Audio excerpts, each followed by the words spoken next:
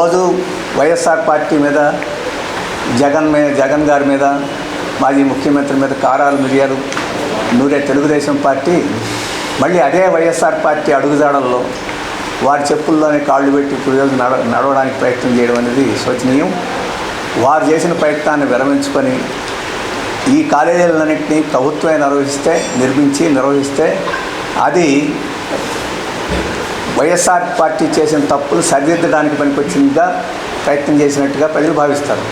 కానీ అదే విధానాన్ని ఈ ప్రభుత్వం కొనసాగిస్తే వారికి వీరికి ఏమిటి తేడా అని చెప్పేసి మేము ప్రశ్నిస్తున్నాం. అందుకని ఈ 10 కాలేజీలను ఏవైతే ప్రభుత్వ రంగం ప్రారంభించిందో ఇప్పటికే చాలా కాలేజీలు నిర్మాణంలో ఉన్నాయి. చాలా డబ్బు ఖర్చు చేశారు.